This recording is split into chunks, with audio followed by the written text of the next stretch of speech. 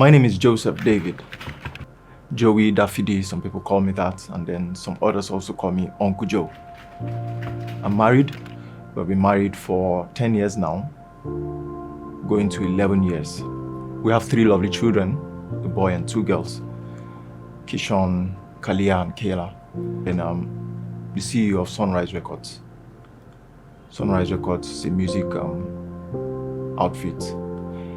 It entails music recording, both digital and live. We also set up events, recording concerts. I've produced quite a number of people, beautiful people, a few people, if I have to mention, E. Daniels, Dr. Panampasi Paul, Chris Morgan, Samsung, and a few others that I've been privileged to produce. Sam Edders is one of my very close artists that I'm really working on at the moment. We'll be launching into the market very soon.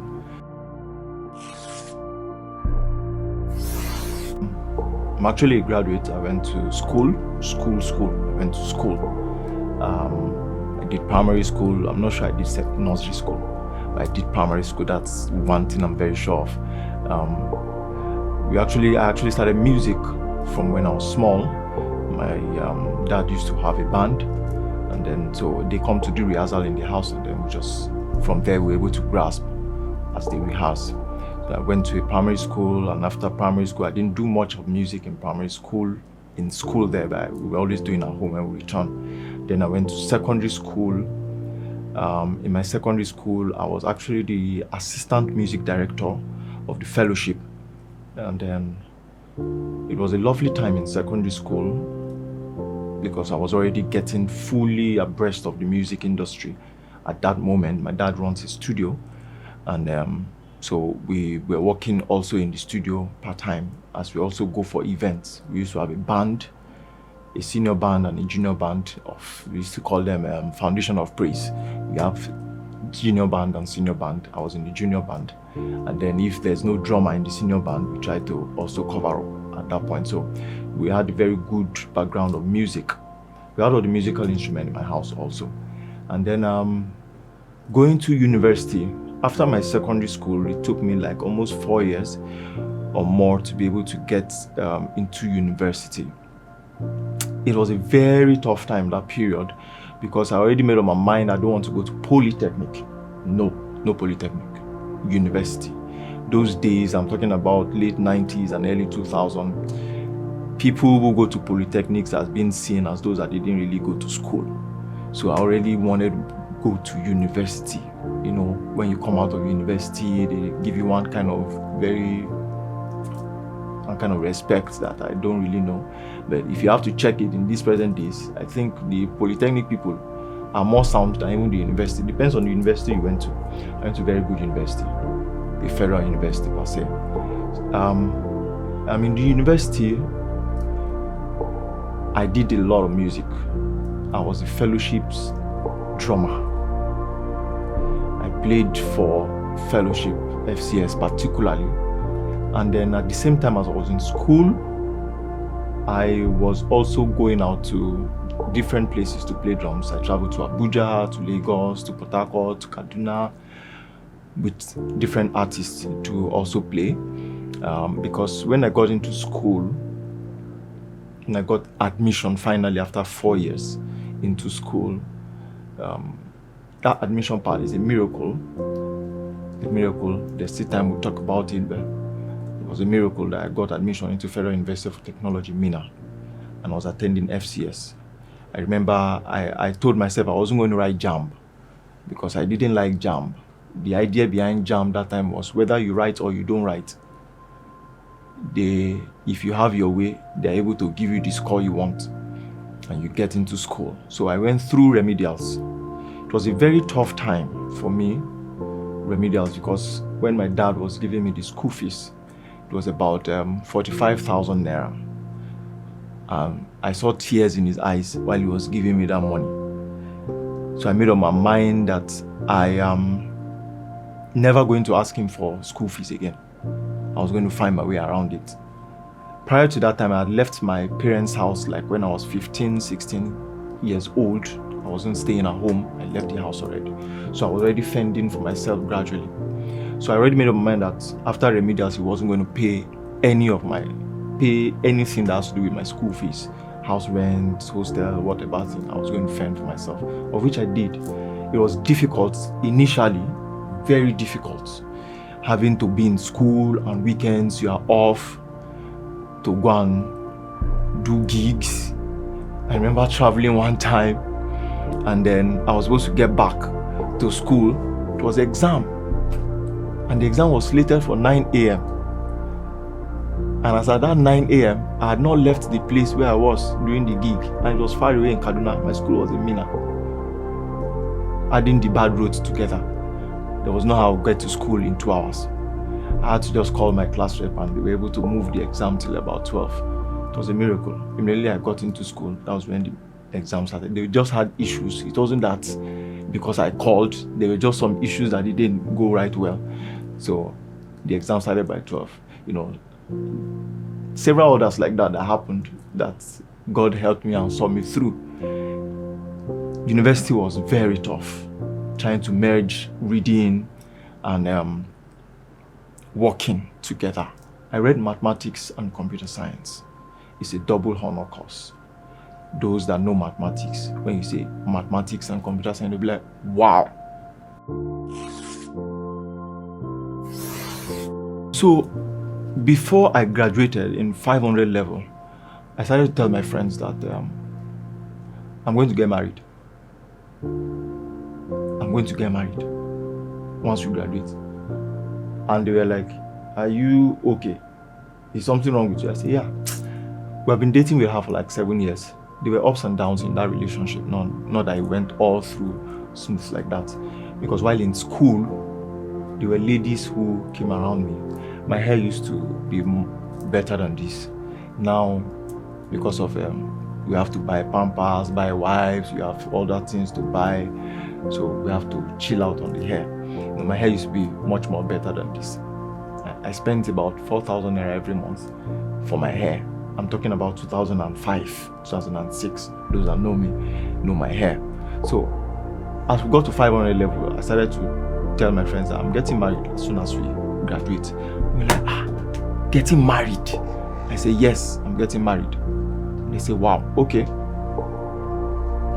And then I called my, she was my girlfriend that time. So I told her, I said, how far are you ready for us to get married? And she said, once I'm ready, she's ready. I said, okay, let's go and talk with your parents. I already met her father while I was in 200 level. We had already talked about it. So he said, when I graduate and I'm still interested, then I should come back. So we now had to put call through to him and say, okay, we're ready. What are the things we need to do? So he got us a list and all. So my friends were really like, are you serious about getting married? I'm serious. So by the time we graduated, I went to see him and I told him, he said, okay, these are the things I need to get and all that. One of the questions I know he asked me was, what's your budget? I told him my budget is 100,000, which includes whatever they want me to buy, transportation, to and fro to that village for all the people that are going to follow me there, including my parents. And then it was like 100,000. I said, yes. I said, if I have to stretch too much, then maybe 150,000. And he said, okay, that's fine. That once I'm ready, I should let him know. So that's how I went back to my wife then and said, okay, this is what we discussed. One of the things that gave me confidence with the man was when we had this discussion was inside his bedroom. No father-in-law would take you into his bedroom to discuss marriage matter.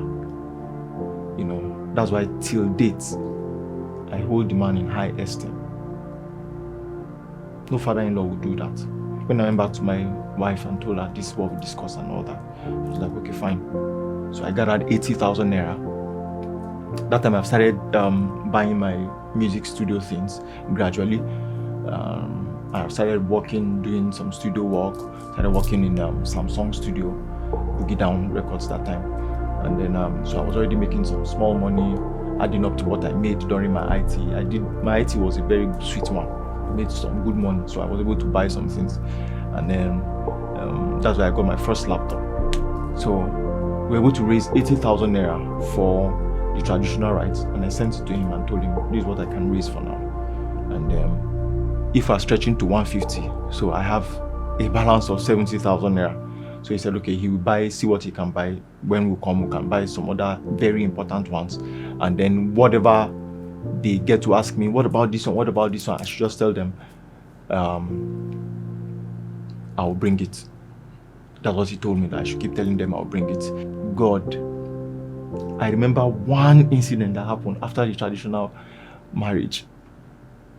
There was no transport to go back. I was staying in Jos that time. There was no transport to go back. For both of us to go back to Jos. We're like 4 that are supposed to go back to Jos. No transport. So our mind was on the money that was sprayed on us.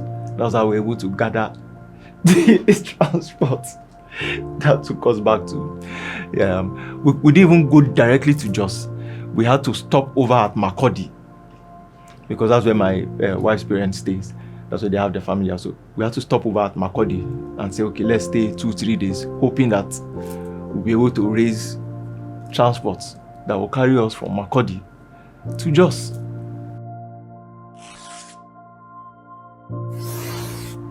Okay, so Sunrize Recordz started in a 1-bedroom apartment with home theater and computer. So and my keyboard. What I do is I'll just sequence, then go to Samsung Studio and voice, and then do most part of the mix there for people. So, and I really didn't want to run studio. I wanted to finish school, work in a bank, wear tie and suits, carry laptop, IT people in the bank. Good morning. But job wasn't coming, and I couldn't keep waiting to get job. And from school I was already channeling, I was already doing music. So I just thought, okay, why not continue in this flow? Since fund is coming in from here, you can be able to sustain while you wait for job. Job never came, but this one was still going. I remember one time, several times, not just once, I would lie down in the studio and I'll cry. I'll cry seriously, sometimes at night, sometimes in the daytime. And then my wife will come and say, don't worry, it's going to get better. And she really believes in me. To God be the glory. I can tell you that no matter how hard it may get, no matter how tough it gets, one thing you shouldn't forget to do is, don't forget to believe in God. Don't forget to believe in yourself. After the tough times, I met one client who I did a job for. The client is in Spain and he loved the job.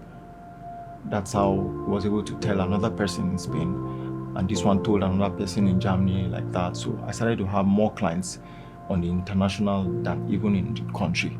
And they pay me well. They pay me very well. And things began to turn around. And I'm able to buy some equipment that I really wanted to get. Those tough times were very tough. And the best moments that we are in now, we're enjoying it. Because as it is now, some of the clients would even want to pay more because of the jobs that I have delivered to them. You know, I ensured that I was very diligent in this production. I produce every genre of music. Diligence is one thing, and I was delivering very right on time, because I found out that there are like 2,000 people who does this same job I do. But one of the things they may have, of which I had to channel my strength into, was delivering on time. Delivering on time. Delivering with maximum input. So those clients were the clients that were able to help me financially, because as they pay, I'm able to do some other things, and that's how God helped us to grow to this level. My advice for young people: set your goal. Set your goal. Have a mind. Be open-minded. Sometimes you want to actually be a computer engineer. and there's no office job coming as a computer engineer. Find what you have on your inside that can work for you, pending the time you are able to get an office who will be able to pay you 200,000 naira salary that you have in your head. But before then, create something. Every single person, that's what I believe, every single person has something that they can do with their hands. You have a gift on your inside. Find out that gift. Work on it. It may take some time. Don't be in a hurry to get to the heights. There are people who are doing that same thing. Go learn from them. Till date, I still go to some studios, I still go to some people, and I learn from them. They may be higher, they may be lower. Some people are even younger than me in age, but I go to them to learn.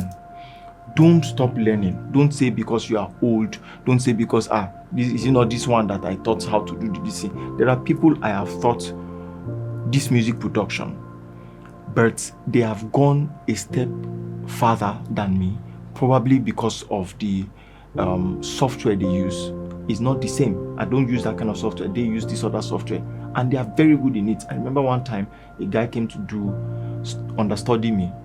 The guy is very good with Fruity Loops. I like Fruity Loops. I can use Fruity Loops on stage, but I don't like it for studio production because it limits me to what I want to do. But the guy is very good with Fruity Loops. I had to learn how to do some things on Fruity Loops that I didn't know before. So don't stop learning. Don't underrate people, whether they are older or younger than you. Learn from everybody. Like my pastor will always say, there is nothing as useless. Everything is useful. It's either you're going to be used for a good example or you're going to be used for a bad example. Learn whatever you can learn. If you feel you don't have a gift on your inside, you think you don't, look for a place where you can volunteer and do some job with the person or with the company or an organization. I tell people to do volunteer work now. While you're waiting for a job you want to get a volunteer place. Start doing something. While you're doing that thing, you will find out there are other things you can do that you didn't know that you can do. Everyone has a gift on their inside, has something on their inside that can fetch them money. Go look for that thing and begin to make your money. It doesn't have to be millions immediately you start. Sometimes you could hit the million immediately you start. Sometimes it's just a gradual process. Thank you.